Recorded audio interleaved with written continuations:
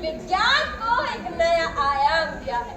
राजकीय कन्या वरिष्ठ माध्यमिक पाठशाला नाहन की छात्राओं द्वारा पेश है एकांकी, जिसका शीर्षक है अतुल्य भारत का अतुल्य योगदान, अतुल्य भारत का अतुल्य योगदान। सन 1858 की यह कहानी जो आज आपको हमने सुनाई।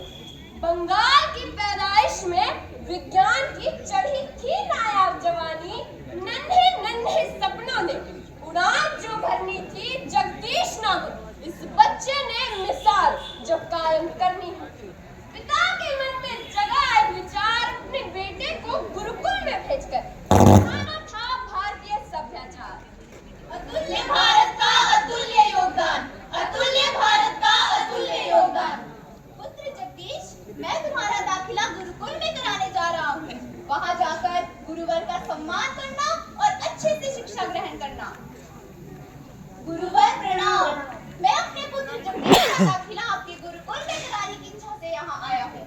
मैं चाहता हूँ कि मेरा पुत्र आपकी छत्र छाया में शिक्षा ग्रहण करे। श्रीमान, आजकल के समय में जहाँ भारतीय वैदिक विज्ञान का महत्व खत्म होता जा रहा है, आप किस कारणवश अपने सुपुत्र को गुरुकुल में पढ़ाना चाहते हैं? हम जानते हैं कि आजकल के समय में ऊंचे घरानों के लोग अपने पुत्रों को अंग्रेजी तौर तरीके सिखा रहे हैं, परंतु मेरी इच्छा यह है कि मेरा पुत्र नई सोच के साथ भारतीय सभ्याचार से भी जुड़ा रहे। मैं आपके विचारों की सराहना करता हूँ। हम अवश्य ही आपके सुपुत्र को गुरुकुल में पढ़ाएंगे।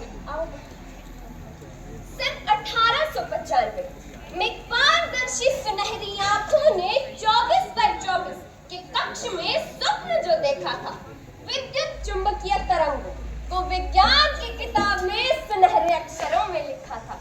देश विदेश के वैज्ञानिकों में गूंजा था जगदीश चंद्र बोस का नाम। मार्कोनी ने बनाकर इनके शोध को आधार किया था रेडियो का आविष्कार। अतुल्य भारत का अतुल्य योगदान, अतुल्य भारत का अतुल्य योगदान।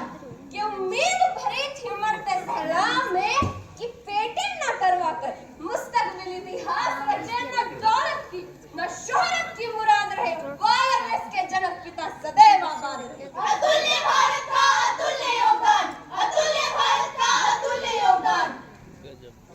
अरे जगदीश, क्या इन चार दीवारों में बैठकर बस दिन रात पढ़ता रहता है? चल ना, खेलने चलते हैं।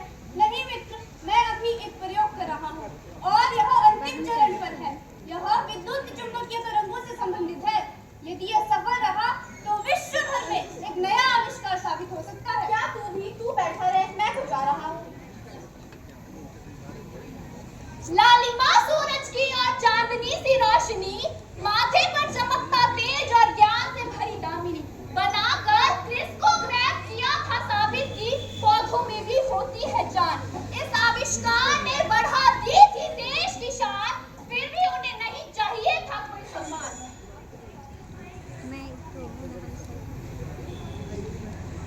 अरे भाई साहब, आप कहाँ जा रहे हो? मैं पेड़ काटने जा रहा हूँ।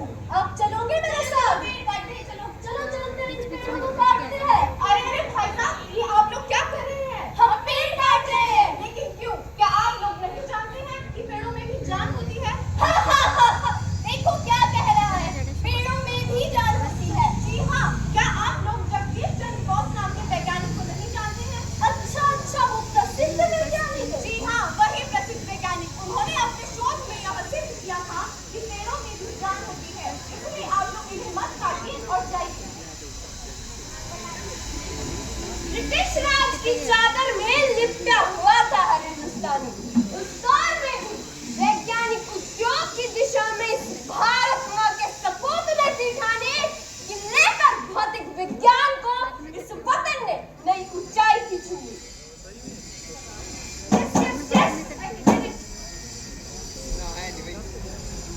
हेलो सर, मैडम कम है। हेलो सर, हाँ, तुम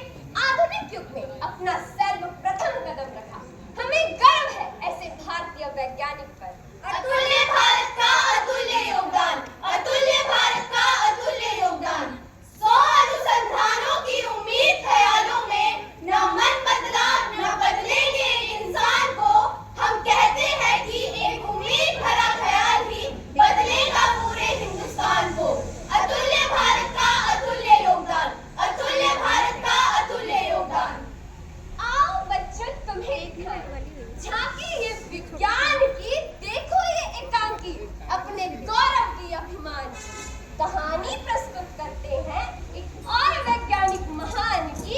खोजी उन्होंने वो चीजें जहां सोच न पहुंची जहान की। भारत रत्न, शांति पुरस्कार और नोबेल पुरस्कार सम्मान की हम बात कर रहे हैं सीवी रमन, वैज्ञानिक महान चंद्रशेखर वेंकटा रमन, जिनका जन्म 7 नवंबर सन 1838 को तमिलनाडु में एक ब्राह्मण परिवार में हुआ। उनके पिता का नाम श्री चंद्रशेखर अय्यर था एवं उनकी माता का नाम श्रीमती पार्वती अम्मा था। अतुल्य भारत का अतुल्य योगदान, अतुल्य भारत का अतुल्य योगदान। ब्रह्मा मुरारी त्रिपुरारी भानु शशि भूमि सुतो सुदर्श गुरुहरश्च शुक्रश्च शनि राहु केतु सर्वे ग्रह शांतिकरा भवन्तु। पुत्र जगदीश, क्या कर रहे हो? पिताजी, भौतिक विज्ञान से संबंधित यह पुस्तक बहुत ही रोचक है, बस अंतिम अध्याय पढ़ रहा हूँ। परंतु पुत्र, यह पुस्तक तो तुमने कल ही पढ़नी शुरू की थी। जी पिताजी, परंतु यह पुस्तक इतनी रोचक है कि मैंने इसे केवल 2 दिन में ही समाप्त कर दिया है। यह सत्य कह रहा है श्रीमान, आपका पुत्र सचमुच अद्भुत प्रतिभा का धनी है। गुरुजी प्रणाम। परंतु गुरुवर, आपने हमारे घर पधारने का कष्ट क्यों किया? हमें ही बुला लिया होता। मैं आपको यह बताने आया हूँ कि आपका पुत्र हमारे विद्यालय से इस वर्ष 10वीं की कक्षा उत्तीर्ण करेगा। परंतु गुरुवर, मेरा पुत्र तो केवल 11 वर्ष का है। जी हाँ, परंतु इसकी अद्भुत प्रतिभा को देखते हुए हम इसे आगे बढ़ने से कैसे रोक सकते हैं? जैसा आप ठीक समझे। इसी प्रकार मात्र 13 वर्ष की आयु में 12वीं और 15 वर्ष की इतनी छोटी आयु में उन्होंने गोल्ड मेडल के साथ भौतिकी में स्नातक की परीक्षा उत्तीर्ण की। पिताजी, मैं सोच रहा हूँ अपनी आगे की पढ़ाई लंदन जाकर पूरी करूँगा। क्यों पुत्र, क्या आगे की पढ़ाई भारत में ही संभव नहीं है? नहीं पिताजी, अभी हमारे भारत में रिसर्च संस्थानों की बहुत ही कमी है। परंतु पुत्र, इन दिनों तुम्हारा स्वास्थ्य कुछ ठीक नहीं है। जी पिताजी, वो बात तो है, शायद बिगड़ते स्वास्थ्य के कारण मैं लंदन नहीं जा पाऊंगा। इस प्रकार वे लंदन तो नहीं जा पाए, परंतु सन 1907 में इंडियन फाइनेंशियल सर्विस की परीक्षा देकर उन्होंने कलकत्ता में असिस्टेंट अकाउंटेंट की सर्विस ज्वाइन की। पर रमन हमेशा अपने आप को भौतिकी से जोड़ा रखते थे।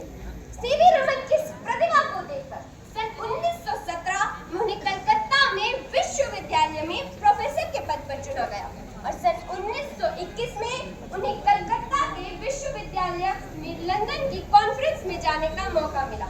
रमन की यह पहली विदेश यात्रा उनके जीवन को एक नया मोड़ देने वाली। अतुल्य भारत का अतुल्य योगदान, अतुल्य भारत का अतुल्य योगदान। प्रोफेसर साहब, आप क्या सोच रहे हो?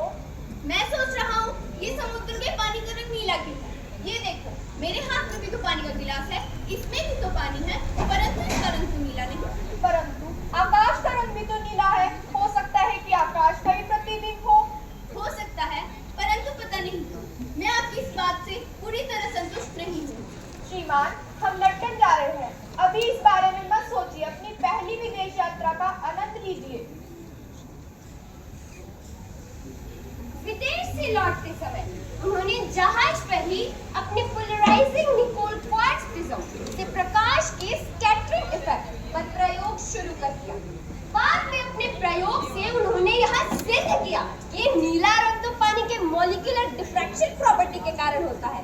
उन्होंने एक नामी ब्रिटिश साइंस जर्नल नेचर में द कलर ऑफ द सी नाम से एक नोट पब्लिश किया, जिससे उन्हें विज्ञान जगत में बहुत प्रसिद्धि मिली। इस महान खोज के उपलक्ष्य पर भारत सरकार ये दिन नेशनल साइंस डे के रूप में मनाती है। सन 1990 का वो दिन जब उन्हें ब्रिटिश सरकार ने सर की उपाधि दी। Congratulations, Mr. Raman. You have done a very good job, and we have decided that we will give you the title of Sir to honor you, and you will be called Sir C.V. Raman. Congratulations once again. Thank you, sir. Congratulations, sir. Thank you, sir.